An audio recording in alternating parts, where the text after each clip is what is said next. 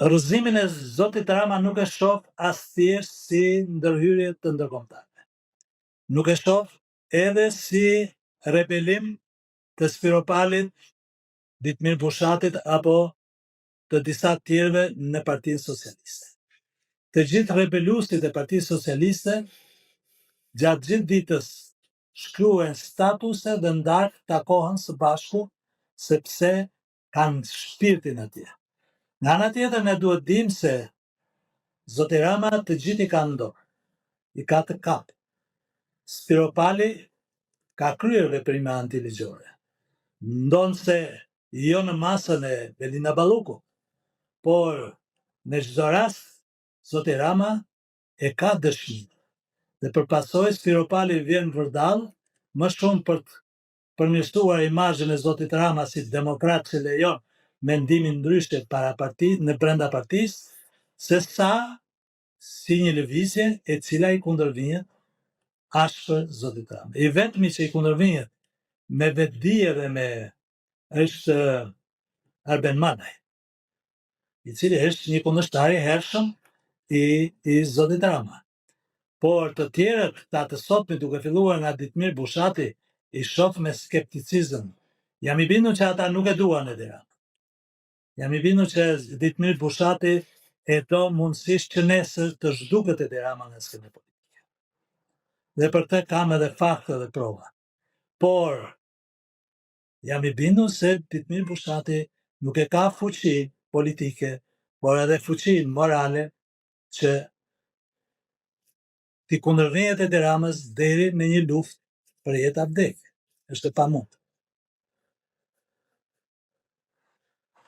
Profesor, një takim tjetër që është komentuar shumë së fundmi është edhe ai i vllait të kryeministit Edi Rama, Olsi Rama, me ambasadorin amerikan në Itali.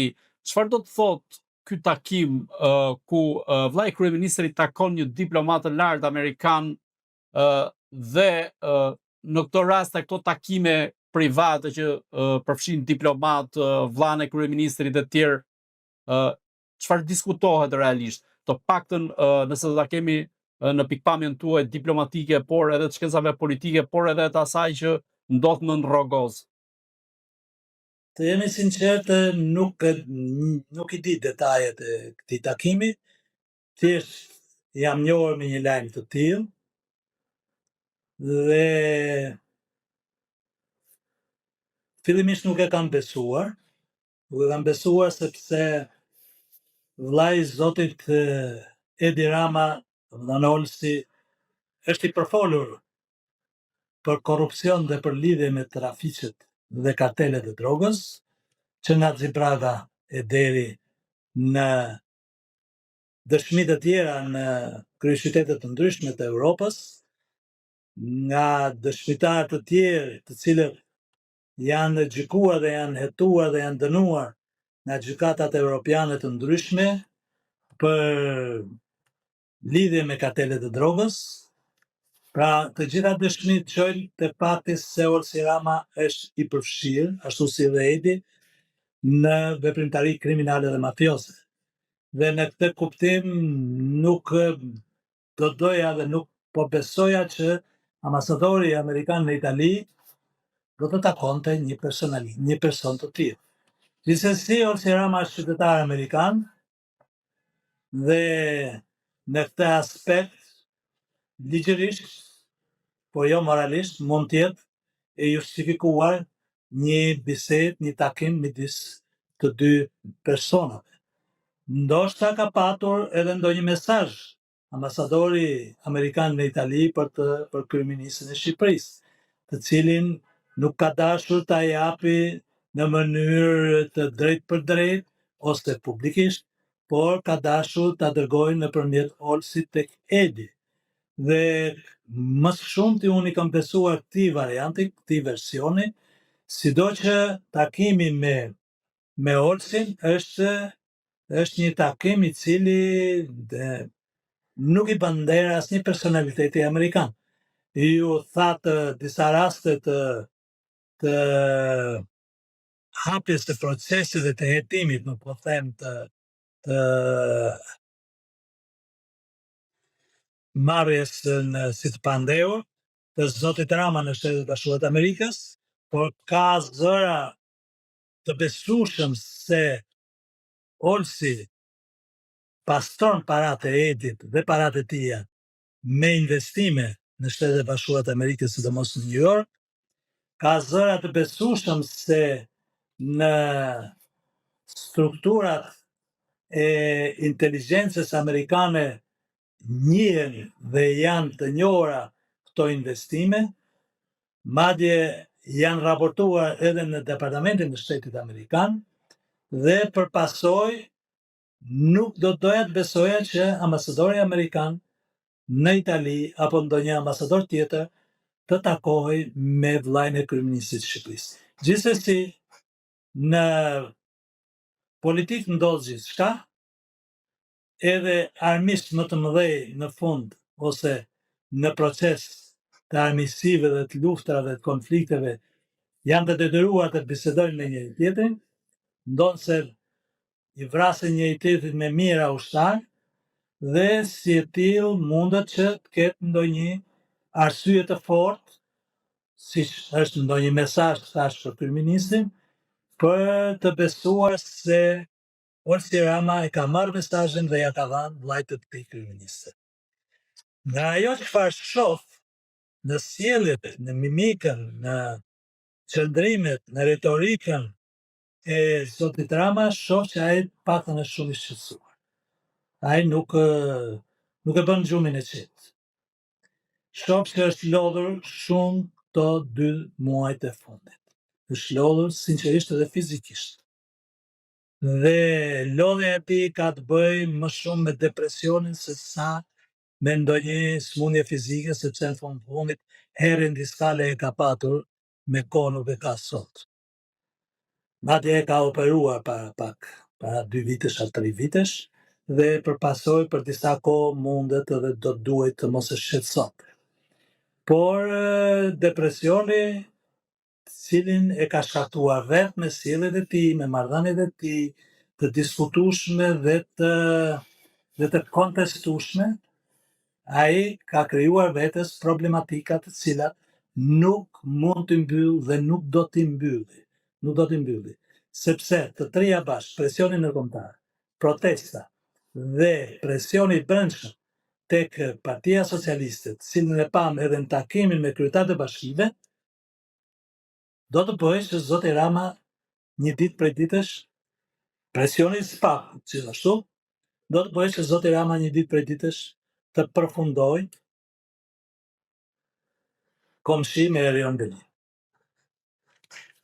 Profesor, duke marrë disa pika goditje, po themin thojza për nga mund goditet Edi Rama, është protesta Shtetet Bashkuara të Amerikës, SPAK-u dhe po themi eksponentët brenda radhëve të Partisë Socialiste dhe së fundmi kryetarët e bashkive të vogla, të cilët kundërshtojnë shkrirje me bashkitë e mëdha. Në këtë rast, apo rrethohet Edi Rama dhe cili do jetë fundi i tij dhe kur mund të jetë fundi i tij? Së pari është thyr miti Rama. Thyrja e mitit është hapi i parë për të dëgjoni. Edi Rama e planifikoi se grushtin ndaj Berishës para në vitin 2022-2023 për të thyer mitin Berisha. Dhe deri diku ja arriti. Tani protesta është planifikuar dhe po bën atë që të thyej mitin e Edi Ramës. Nëse vëmë me re me kujdes parullat që përdoren në protestë, të gjitha janë parulla të cilat thyejnë mitin e Edi Ramës. Kur thuhet Rama në burg, pastaj edhe pjesa tjetër Berisha në burg, qëllimi është që të thyet miti i Ramës është i pathyeshëm dhe nuk mund të hyjë në burg. Qëllimi është që publiku të perceptojë se Rama mund të përfundojë dhe duhet të përfundojë në burg.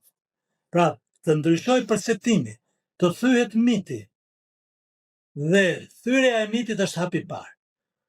Hapi i dytë do të jetë pastaj reagimi ndërkombëtar.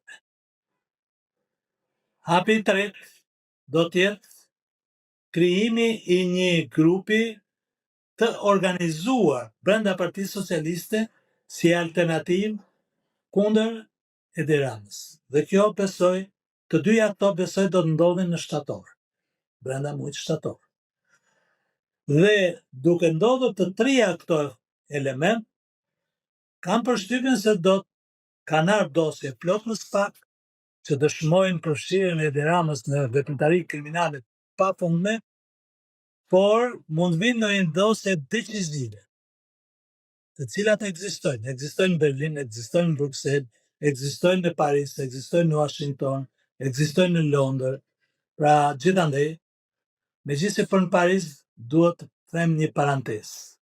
Nga një informacion që kam unë, një dosje e zotit Rama e fillimit viteve 90, që ka të bëjë me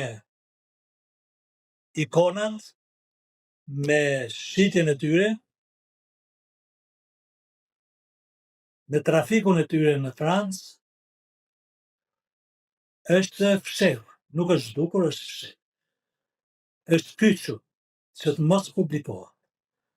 Është dosje që përmban dënimin me heqjen e lirie të zotit Rama.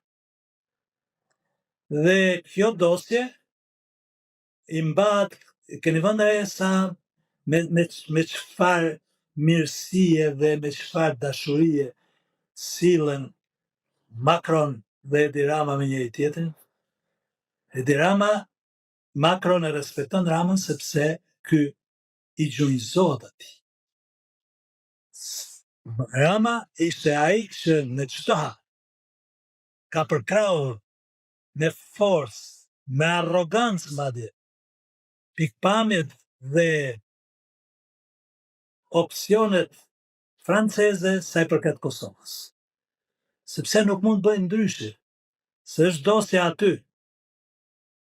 Interesi i tij është ajo dosje të jetë e kyçur, e mbyllur. Sepse i bëhet presion me atë dosje.